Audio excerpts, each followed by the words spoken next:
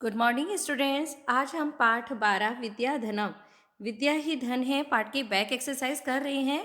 Back exercise start कराने से पहले हम लोग इसका जो पहले का जो वीडियो है इसको हम दोहरा लेते हैं कि इसमें जो पहला श्लोक था इसमें बताया गया था कि जो विद्या है उसके महत्व के बारे में बताया था कि विद्या सभी धनों में सबसे बड़ा धन है। इस विद्या को जो धन है ना तो चोर चुरा सकता है, ना ही राजा कोई छीन सकता है, ना भाइयों के बीच में बंटवारा हो सकता है और ना ही इससे कोई बोझ बढ़ता है, बल्कि विद्या एक ऐसा धन है जो कि खर्च करने पर बढ़ता ही रहता है और सभी धनों में सबसे बड़ा धन माना जाता है। सेकंड श्लोक में हमने बताया था कि विद्या मनुष्य का रूप है सबसे बड़ा, छुपा हुआ गुप्त धन भी है। विद्या भोग के साधन कराने वाली यानी कि भोग प्रदान कराने वाली है, यश देने वाली है, सुख देने वाली है, गुरुओं की भी गुरु है। विदेश जाने पर विद्या ही सबसे बड़ा मित्र होता है। विद्या सभी देवताओं में सबसे बड़ी है। राजाओं में विद्या को पूजा जाता है, न कि धन को पूजा जाता है। और विद्या के बिना मनुष्य एक पशु के समान होता है।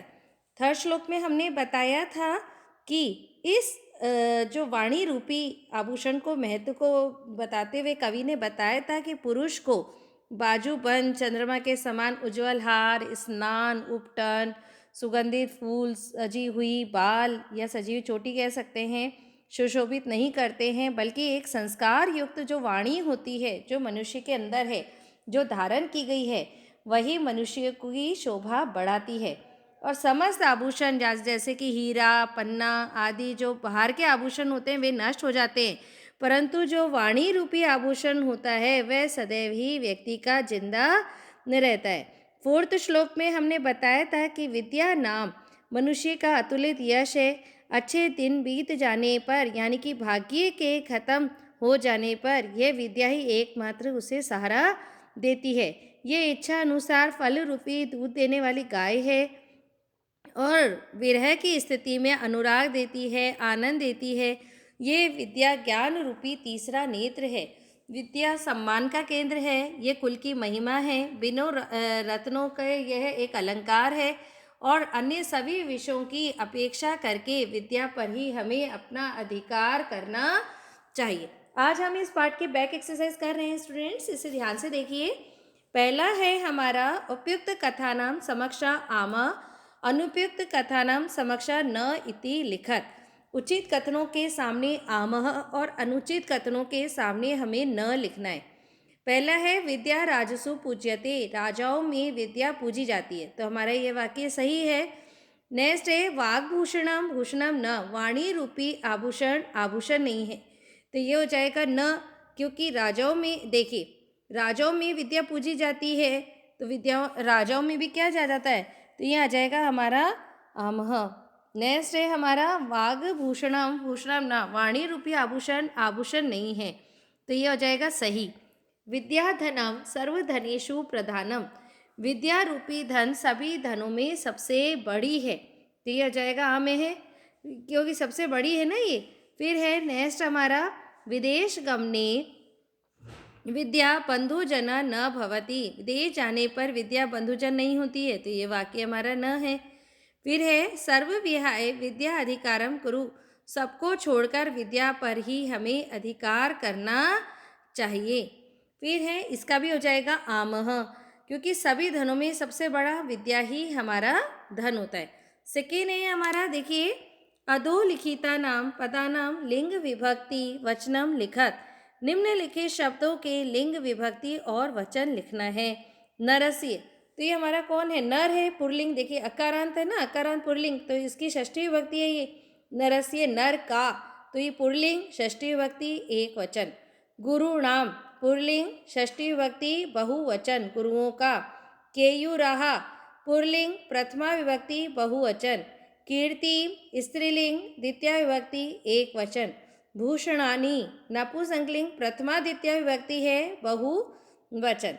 थर्ड है हमारा श्लोक के अंश को योज्यता, यानी कि श्लोकों को जोड़िए। विद्या राजसु पूज्यते न ही धनम, यहाँ आ जाएगा विद्या विहीन पशु, विद्या राजाओं के द्वारा पूजा जाता है, न कि धन को पूजा जाता है। और विद्या विहीना पशु, विद्या के बिना मनुष्य पशु के समान है। नेक्स्ट है हमारे केयूरा न विभूषंती पुरुषम, ये है इसका आ जाएगा पुरुष को बाजूबंद और चंद्रमा के समान उज्ज्वल हार भी सुशोभित नहीं करते हैं। तो हम इसको साथ मिलाएंगे, हारा न चंद्रो उज्ज्वला। थर्ड है न चौरहार्यम न च राजहार्यम, फिर आ जाएगा न भाद्रभाज्यम न च भारकारी। ये विद्या को न तो चोर चुरा सकता है, न ही राजा ले सकता है, न भाइयों के बीच में बंटवारा होता है, और न ही ये बोझ बढ़ाने वाली होती है। फोर्थ है सत्कार यत्नम कुलस्य महिमा, तो इसका जगह रत्ने विना विभूषणम, मतलब यह कुल की महिमा है विद्या, और यह क्या करती है, हमें रत्नों के बिना भी एक सबसे बड़ा भूषण है। यहाँ पे बताया था कि विद्या मनुष्य के हृदय में छुपा हुआ गुप्त धन है। विद्या भोगकारी है, यश है, सुख देने वाली है, गुरुओं की भी गुरु है। नेक्स्ट है मांगनिका सम अलंकृति पुरुषम ना संस्कृता धार्यते। यहाँ पे मैंने अभी आपको बताया कि यह जो विद्या है मनुष्य का अतुलित यश है। यह अच्छे दिन यानी कि अच्छे दिन आने पर तो हमें सुख देती है, और बुरे दिन बीत जाने पर भी एकमात्र सहारा रहती है। बिना रत्नों का यह अलंकार है। अन्य सभी विषयों की उपेक्षा करके भी हमें इस पर अपना अधिकार करना होगा। नेक्स्ट आ जाता है एक पदेन प्रश्नानाम उत्तराणी लिखत, एक शब्द में प्रश्नों के उत्तर लिखना है। कह पशु, पशु कौन है, विद्या विहीना जिसने शिक्षा प्राप्त नहीं की है। का भोग करी, भोग देने वाली कौन है, विद्या। के पुरुषम ना विभूषंती, पुरुष को कौन सुशोभित नहीं करता है, केयूरा बाजूबंद आदि नहीं करते हैं। नेक्स्ट है का एका पुरुषम सम अलंकृति, क्या एक पुरुष को भली भांति शोभित करती है, क्या शोभित करती है, वाणी। का शियंती, क्या नष्ट हो जाते हैं, भूषणानी गहने आदि नष्ट हो जाते हैं। फिर आ जाएगा हमारा फिफ्थ क्वेश्चन, रेखांकित पदानी अधिकृत्य प्रश्न निर्माणम कुरुतः, निम्न रेखांकित पदों को आधार बनकर प्रश्न निर्माण करना है। विद्या विना नरः पशु अस्ति, विद्या विहीन मनुष्य पशु के समान है। तो यहाँ जाएगा कौन, कि विद्या विहीना मनुष्य मतलब कौन है, विद्या के बिना कौन है पशु के समान, तो कौन के लिए आ जाएगा कह। नेक्स्ट हमारे आ जाता है, देखिए विद्या राजसु पूज्यते, राजाओं में विद्या पूजी जाती है। तो कौन कहाँ मतलब विद्या कौन राजाओं में पूजी जाती है, तो हम लिख देंगे का। चंद्रो उज्ज्वला हारा पुरुषम ना अलंकरोति, चंद्रो उज्ज्वला चंद्रमा के समान उज्ज्वल हार पुरुष को सुशोभित नहीं करते। तो यहाँ पे हारा की जगह क्या लिख देंगे हम, के। पिता हिते नियुक्ते, पिता हित में नियुक्त किया जाता है। तो यहाँ पिता की जगह क्या लिख देंगे, प्रश्न में कह, कह हिते नियुक्ते है। विद्याधनम सर्व प्रधानम धनम अस्ति, विद्याधन सबसे बड़ा धन है। तो यहाँ जाए कीदृश, विद्याधन कैसा धन है, सर्वधन, इसकी जगह लिख देंगे ना हम सर्व प्रधानम, तो कीदृशम आ जाएगा।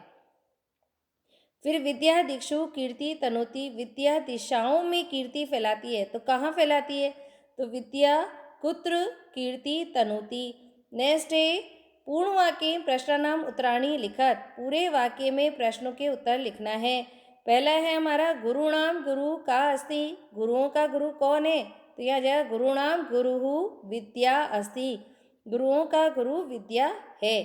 कीदृशी वाणी पुरुषम सम अलंकृति, किस प्रकार की वाणी पुरुष को भलीभांति शोभित करती है, संस्कार युक्त। तो हम लिख देंगे संस्कृतः वाणी पुरुषम सम अलंकृति, संस्कार युक्त वाणी पुरुष की शोभा बढ़ाती है। व्यय कृते किम वर्धते, व्यय करने पर क्या बढ़ता है, विद्याधन, जितना खर्च करो उतनी ही शिक्षा हमारी बढ़ती है। तो व्यय कृते विद्याधनम वर्धते। भाग्य से आश्रय का विद्या, भाग्य के खत्म हो जाने पर कौन सहारा देती है, विद्या। तो भाग्य से आश्रय है विद्या। नेक्स्ट है मंजूषाता पुल्लिंग स्त्रीलिंग नपुंसकलिंग पदानी चित्वा लिखत, मंजूषा से क्या करना है, हमें पुल्लिंग स्त्रीलिंग नपुंसकलिंग पदों को चुनना है। देखिए यहाँ पे आपको दे रखा है मैंने, पुल्लिंग में आ जाएगा हारा मूर्धजा पशु गुरु, स्त्रीलिंग में आ जाएगा अलंकृतः विद्या संस्कृतः रतिः, नपुंसकलिंग में है भूषणम धनम सततम कुसुमम। फिर आ जाएगा हमारे बहुविकल्पीय प्रश्न, विद्याधनम कम न चोरयति, विद्याधन को कौन नहीं चुराता है, तो चोर नहीं चुराता है। नेक्स्ट है विद्याधनम क न भाज्य शक्यते, विद्याधन किसके द्वारा नहीं बांटा जा सकता, भाइयों के द्वारा, तो हम लिख देंगे भ्रातः। फिर है विद्याविहीन मनुष्य कस्य इव भवति, विद्याविहीन मनुष्य किसके समान होता है, तो यह आ जाएगा पशु, पशु के समान होता है। नेक्स्ट है गुरुणाम इति पदे विभक्ति वचनम च किम, गुरुणाम इत इस पद में विभक्ति और वचन क्या है, तो गुरुणाम आ जाएगा हमारा षष्ठी विभक्ति बहुवचन, गुरुओं का। फिर है वाणिका इति पदस्य संधि विच्छेदम भविष्यति, वाणिका इस पद का संधि विच्छेद होगा, तो क्या होगा हमारा वाणी प्लस एका, वाणिका। इस प्रकार स्टूडेंट जो मैंने आज आपको पाठ 12 के बैक एक्सरसाइज की कराई है, इसे बहुत ध्यान से समझेंगे। Okay student, thank you.